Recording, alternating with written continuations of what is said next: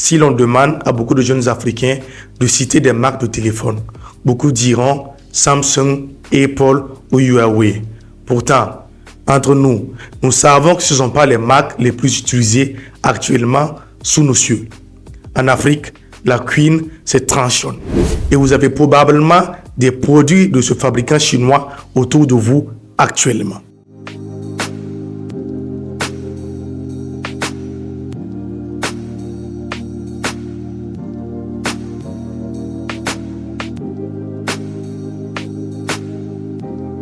Fondé en 2006, Transsion Holding est un fabricant de téléphones mobiles basé en Shenzhen, en Chine.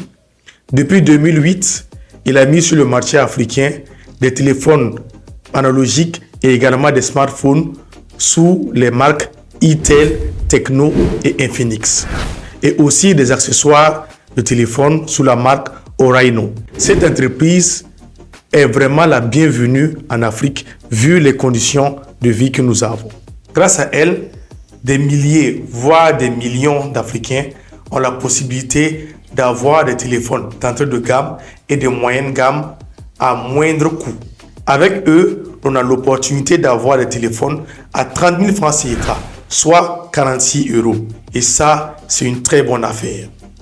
Il est important de savoir qu'en plus de la Chine, ces téléphones sont fabriqués également en Inde, en Indonésie, au Bangladesh, au Pakistan et aussi en Éthiopie. Ces produits ne sont pas uniquement vendus en Afrique. Ils sont également disponibles dans d'autres endroits du monde tels que l'Asie du Sud-Est, l'Asie du Sud, le Moyen-Orient et l'Amérique latine. Petit à petit, Transsion Holding est devenu un groupe de technologie très important. Selon le bureau d'études Canalys, en 2024, elle faisait partie du top 5 des plus grands fabricants de smartphones dans le monde entier. Bien sûr, après Apple, Samsung et Xiaomi. Ce même bureau d'études, dans un rapport, nous informe que 49% des téléphones expédiés vers l'Afrique durant le 4e trimestre 2024 provenaient de Transsion Holding. Ça semblait être petit, mais ça mousse maintenant. Découvrons maintenant quelques produits de cette entreprise.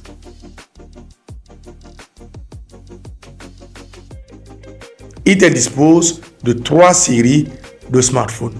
Nous avons d'abord la série A qui englobe les smartphones d'entrée de gamme.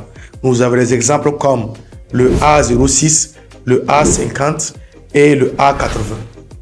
Ensuite, nous avons la série P qui contient les smartphones qui ont une très grande puissance, c'est-à-dire une batterie plus durable.